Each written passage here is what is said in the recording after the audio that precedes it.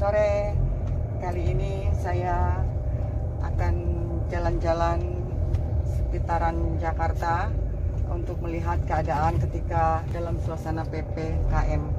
Saya baru aja keluar dari rumah, kita akan menuju ke wilayah Jakarta Pusat. Kita ikutin terus ya.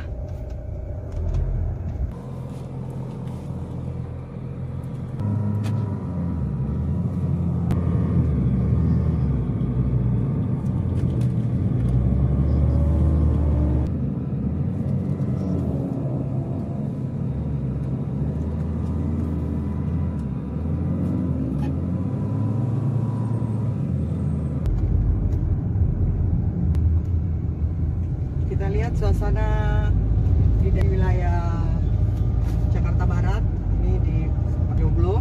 Terlihat suasana biasa-biasa aja, masih banyak pedagang, tapi semuanya melakukan protokol kesehatan, yaitu dengan menggunakan masker. Jalanan seperti biasa, sesuai seperti hari-hari seperti biasa. Para pedagang jualan, mengingat ketika dalam kondisi lockdown seperti ini sangat berimbas kepada perekonomian menengah ke bawah. Jadi para pedagang terlihat masih tetap berjualan. Mungkin mereka untuk memenuhi kebutuhan dasar mereka untuk makan keluarganya, karena pandemi ini memang benar-benar menghajar perekonomian kita.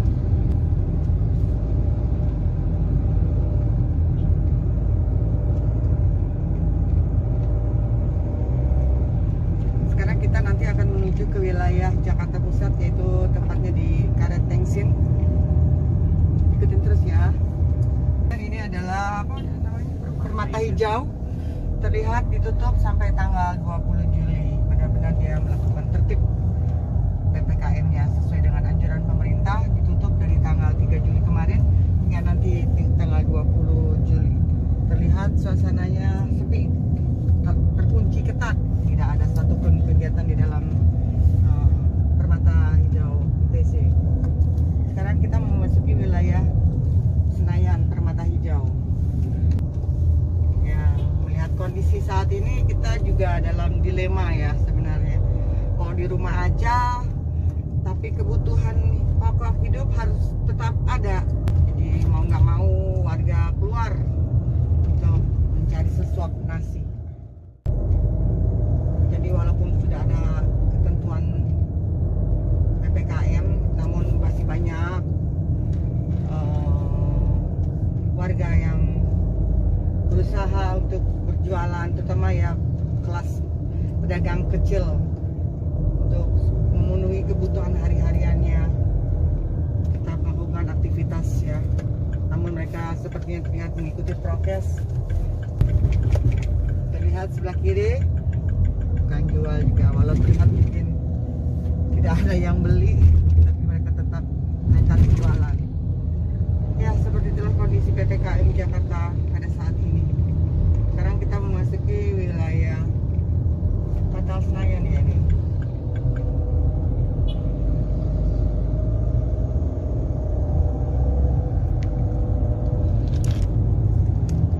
Jalan di perbatasan kereta api nih yang Senayan sini diputar, nggak tahu kemana nih.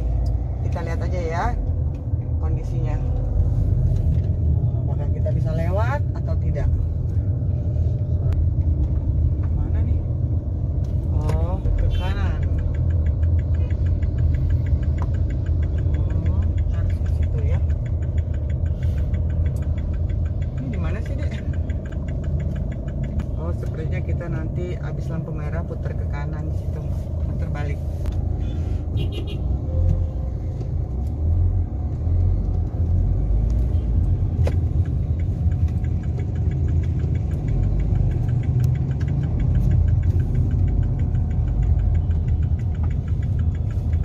Kita muter di depan Jakarta Design Center. Mana nih, Dek? Oh, kita ke bawah ya? Sana ya? Aduh.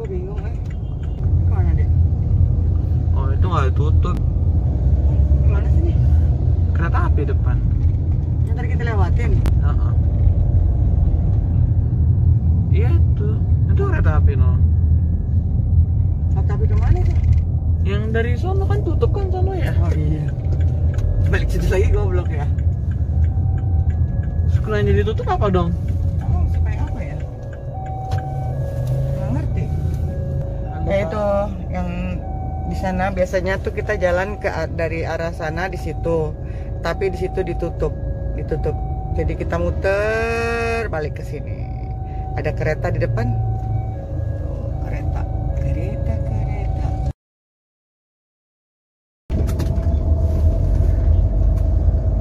Sekarang kita masuki wilayah Pejompongan. Lihat kan?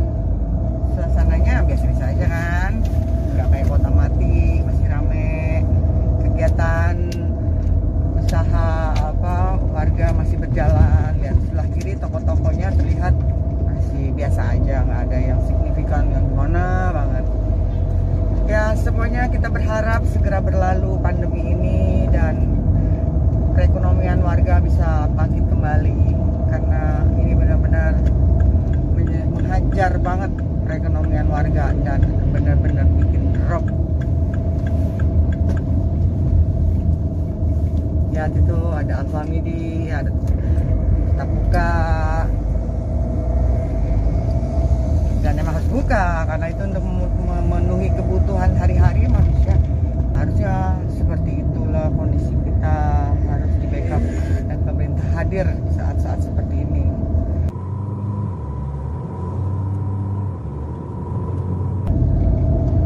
Karena menurut saya sih sebenarnya memang sudah kewajiban pemerintah negara hadir untuk warga saat-saat seperti ini, ya nggak sih?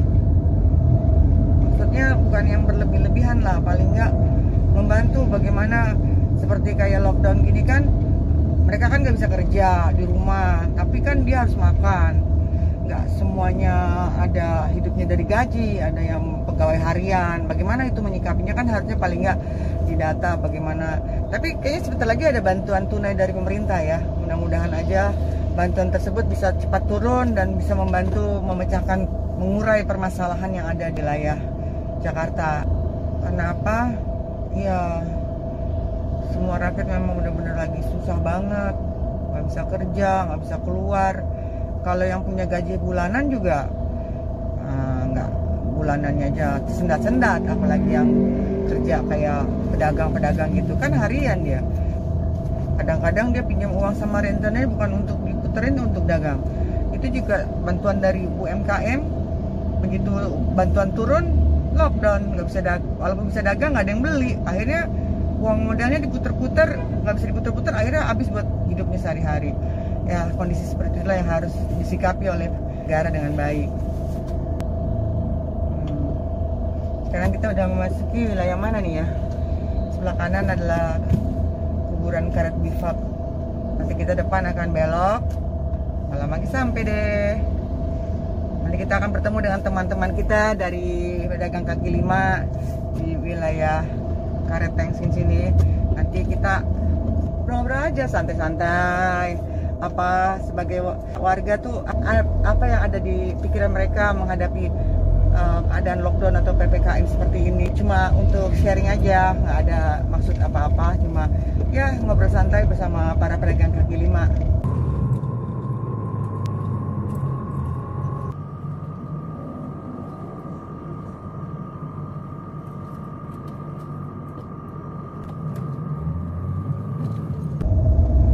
Memasuki wilayah Karet.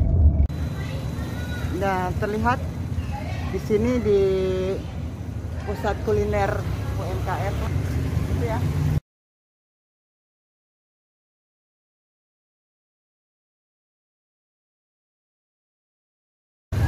Kita ada tempat cuci tangan. Ada sabun.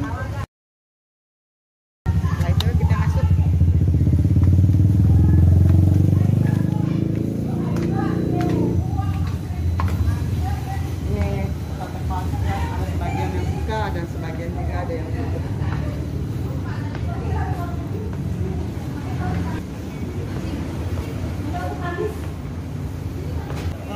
Ini adalah login UMKM Jakarta Pusat yang letaknya di sebelah City Walk. Nah, sekarang saya cuma mau ngobrol-ngobrol santai nih sama teman-teman PKL yang ada di sini. Ada Mbak Heri. Ya, Ini Mbak Semi. Mbak Semi. Nah, kalau Mbak Heri ini dia punya minuman. Kalau Mbak Semi, saya sebelah rawit. nah dia punya seblak rawit. Kita ngobrol-ngobrol santai aja ya, tidak ada maksud apa, hanya apa sih unek-unek mereka sebagai pedagang kaki lima gitu loh, ada terdampaknya seperti apa, hanya mendengar curahan hati mereka seperti apa gitu menghadapi pandemi khususnya PPKM saat ini ya. Sekarang udah siapa dulu nih mau ngobrol? Barangnya udah nggak apa-apa ya. Mbak Heri dulu ya. Kalau menurut saya dampaknya dari PPKM ini sangat berpengaruh sekali buat saya pribadi ya, terutama dari pemasukan. Jadi pemasukan kita tuh benar-benar drastis down, benar-benar down deh.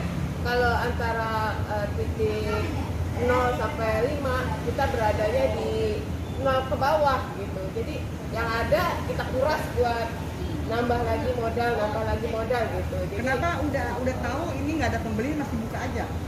mau nggak mau ya kita harus tetap fight gitu. Kita harus bertarung terus, kita harus berjuang terus demi anak-anak, demi keluarga. Kalau kita nggak ada kegiatan malah tambah stres di rumah gitu. Ya, jadi ya mau nggak mau kita jalanin aja lah. Ada harapan nggak bagaimana sih seharusnya gitu loh? Kan Bu Herni otomatis mematuhi protokol kesehatan Iya, kan? pastinya. Apa ada kira-kira harapan seperti apa sih maunya gitu loh? Ya maunya kita sih bisa normal kembali ya. Maksudnya kita dagang bisa enak lagi. Pokoknya pengennya sih seperti semula aja lah gitu.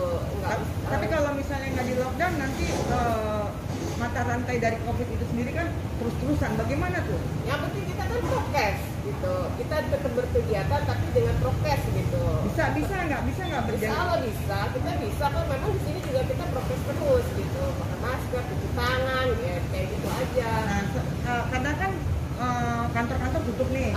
Itu Kita beli dari mana nih? dampaknya kita begitu, kantor-kantor tutup, jadinya ya pembelinya nggak ada, jadi ngarepin online juga nggak terlalu banyak ya.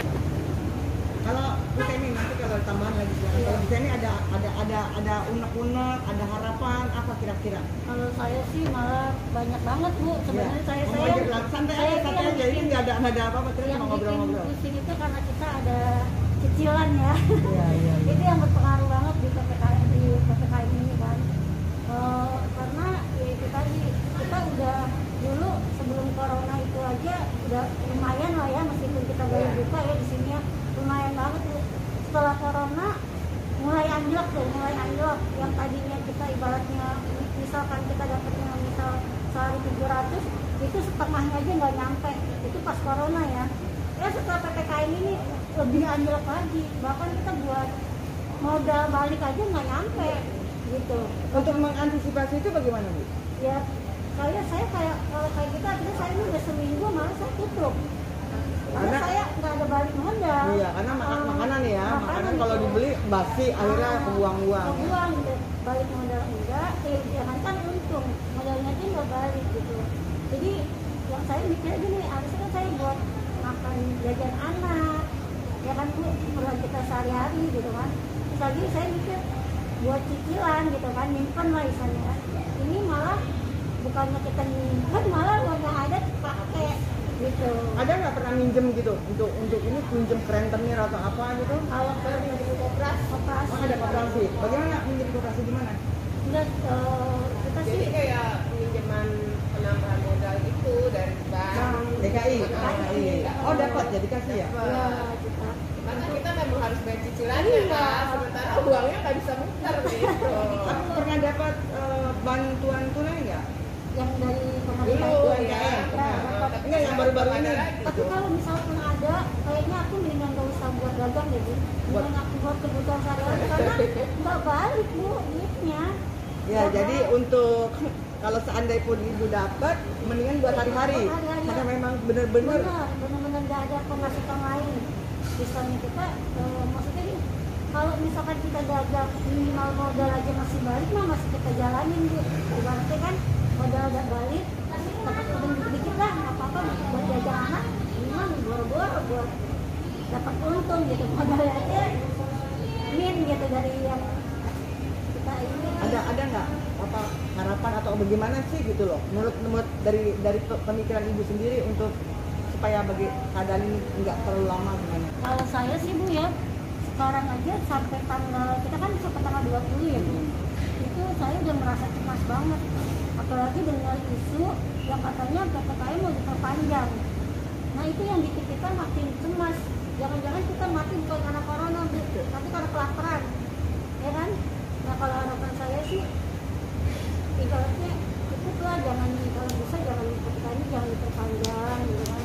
Kita pemerintah kan pasti punya cara lain gimana rakyatnya bisa makan gitu. Antisipasi lah, jangan sampai ini nantinya bakalan jadi akhirnya ribut nih Bu, orang-orang kan lapar Bu, ya kan? Cari duit susah, ya kan? Badan dari pemerintah juga belum turun kan ibaratnya gitu. Nah kalau saya sih menginginkan bahwa PPKM ini kita jangan diperpanjang. Cukup ya sampai tanggal 20 aja. Jadi sebisa mungkin pemerintah atau negara mengantisipasi setelah 20 ini para pedagang bisa berdagang lagi, kantor dibuka, tapi dengan peraturan yang lebih ketat soal protokol kesehatannya seperti itu.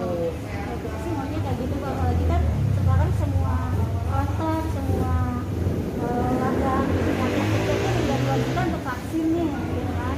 Yang mungkin setelah tanggal 20 kita sih berharapnya udah lebih baik dari yang kemarin gitu. Kalau apalagi Devi?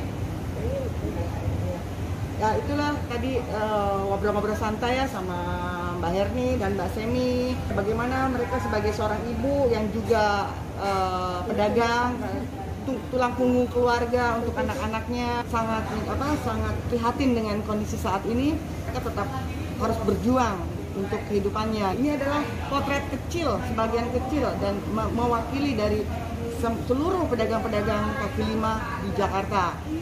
Dan saya berharap pemerintah lebih bijaksana dalam menerapkan PPKM agar bagaimana caranya PPKM berjalan tapi ekonomi pun tetap berjalan. Karena kalau enggak juga lama-lama mereka bisa ribut sendiri. Istilahnya akhirnya mati sendiri karena mati juga gitu loh. Apa PPKM singkatannya? Pelan-pelan kita mati. Tapi omong-omong kita ini nggak ada menyinggung siapa-siapa, ini hanya curhatan pedagang, juga seorang ibu yang mempunyai anak dan mempunyai tanggung jawab sebagai tulang punggung di keluarganya.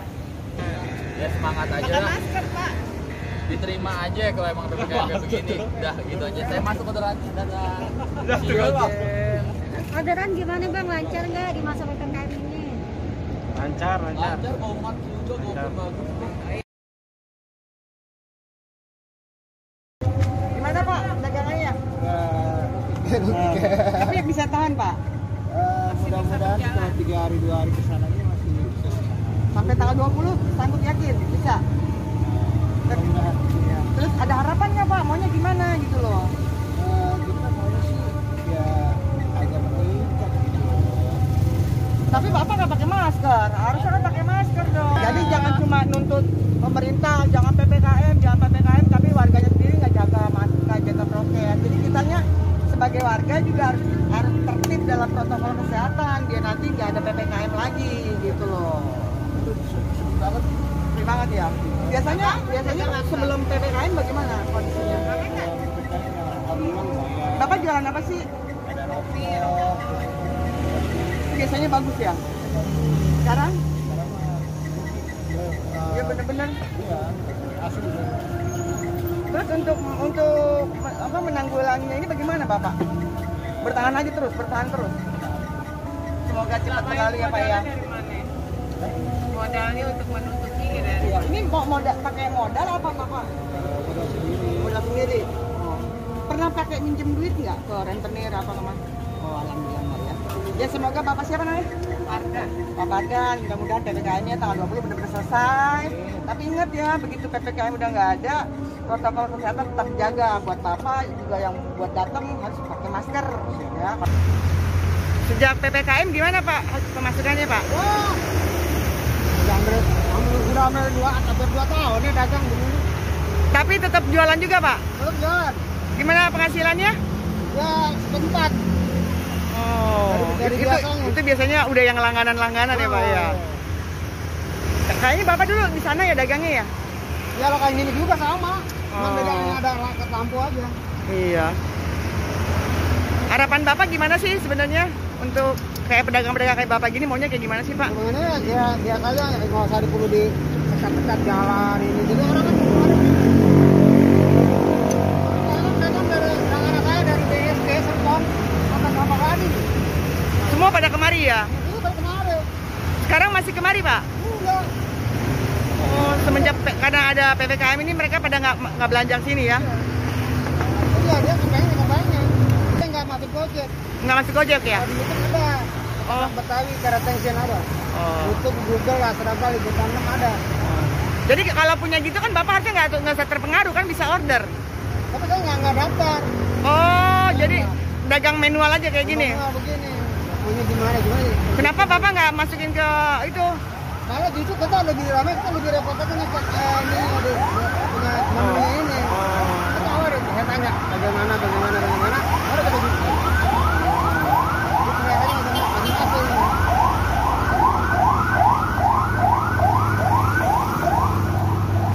Bapak siapa namanya Pak? Fadil, Pak Fadil. Ini ketoprak apa namanya Pak? Betawi Karet Tension. Jadi semoga tayangan ini bisa bermanfaat buat semuanya, bisa disikapi dengan bijaksana bahwa adalah benar PPKM itu diperlukan untuk memutus rantai COVID-19.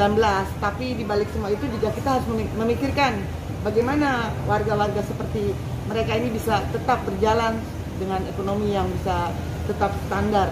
Saya ucapkan terima kasih atas perhatiannya. Salam.